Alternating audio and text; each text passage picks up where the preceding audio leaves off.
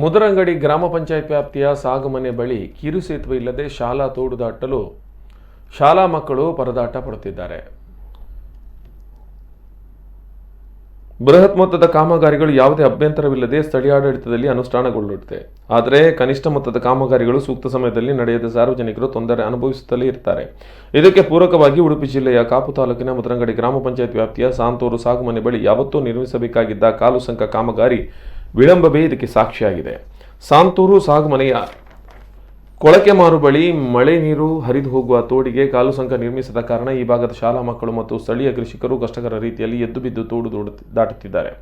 ಕೃಷಿ ಚಟುವಟಿಕೆ ಪ್ರಧಾನವಾಗಿರುವ ಈ ಭಾಗದ ಜನರಿಗೆ ರಸ್ತೆ ಸಂಪರ್ಕವಿದೆ. ಆದರೆ ಸುತ್ತು ಬಳಸಿ ತೆರಳಬೇಕಾದ ಕಾರಣ ಅವರು ಹತ್ತಿರದ ದಾರಿಯಾದ ಈ ತೋಡು ಬಳಸಿ ಸಂಚರಿಸುತ್ತಾರೆ.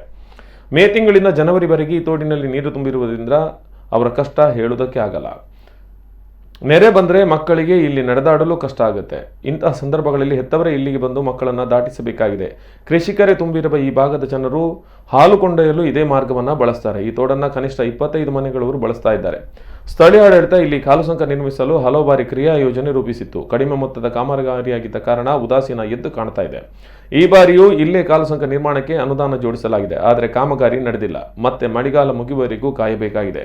ಬೆಳ್ಮನ್ ಸಂತ ಜೋಸೆಫ್ ಪ್ರೌಢಶಾಲೆ ವಿದ್ಯಾರ್ಥಿನಿ 9ನೇ ತರಗತಿ ಚಿಂತನಾ ಈ ಬಗ್ಗೆ ದೂರದ ಬೆಳ್ಮಣ್ ಶಾಲೆಗೆ ಹೋಗಬೇಕಾಗಿರುವುದರಿಂದ ರಸ್ತೆ ಮೂಲಕ ಸುತ್ತು ಬಳಸಿ ಹೋಗಲು ಹೆಚ್ಚು ಸಮಯ ವ್ಯರ್ಥ ಆಗುತ್ತೆ. ಹಾಗಾಗಿ ಹತ್ತಿರದ ತೋಡಿನ ಮೂಲಕ ನಿತ್ಯ ಸಂಚರಿಸ್ತಾ ಇದ್ದೇವೆ. ಹೆದರಿಕೊಂಡೇ ನಿತ್ಯ ಸಂಚರಿಸ್ತಿದ್ದೇವೆ ಎಂದಿದ್ದಾಳೆ. ಈ ಒಂದು ವಿದ್ಯಾರ್ಥಿನಿಯ ಮಾತು ಇಲ್ಲಿನ ಸ್ಥಳೀಯ ಆಡಳಿತ ವೈಖರಿಗೆ ಹಿಡಿದ ಕೈಗನ್ನಡಿಯಾಗಿದೆ.